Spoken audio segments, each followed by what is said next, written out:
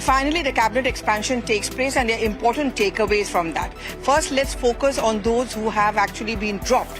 Some very big names there. Prakash Javadekar, Ravi Shankar Prasad, who in a sense was known increasingly as a face of the government when he took on Twitter, and also the aggressive face against Rahul Gandhi or the opposition as well. Dr. Harshvardhan, the health minister, who came into focus during COVID times, wave 2, he also was dropped.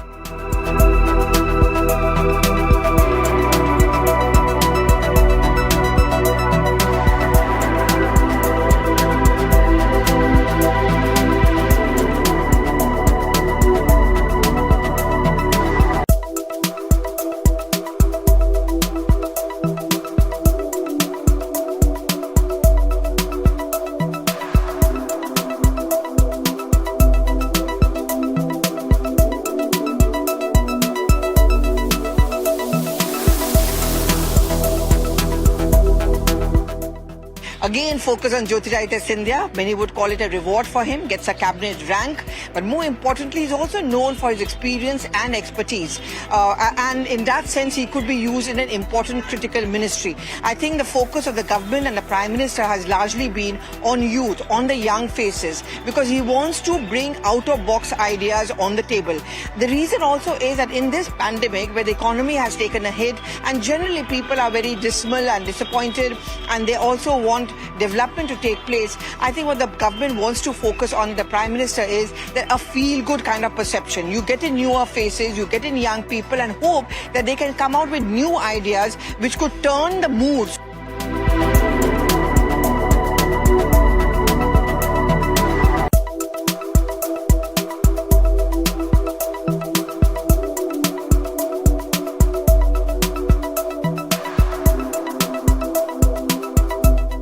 As expected, poll-bound states like Uttar Pradesh, Uttarakhand, especially UP, I would say, in terms of caste combinations, gets the maximum focus. And that's why you have representations from different community, whether it's the OBCs, the SC, SCs, as well as the Kurmi community. And a strong messaging going on from the government is also that these communities are very critical for the growth and development of India. Several ministers have been appointed from Bengal, representing different communities like from Cooch Behar, from Matua community.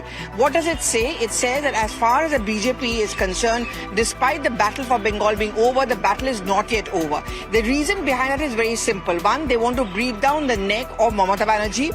They also preempt any attempt by her to become the face for 2024 or the fulcrum of a so-called federal front against the NDA or the BJP.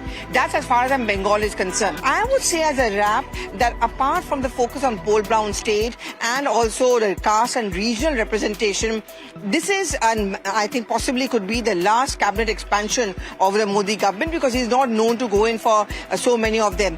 A review of the performance, so that has also become a criteria, and also a look ahead, thinking of new teams, expertise, experience, capabilities, and a focus on performance. The message is also very clear that if you have not performed, you are under observation.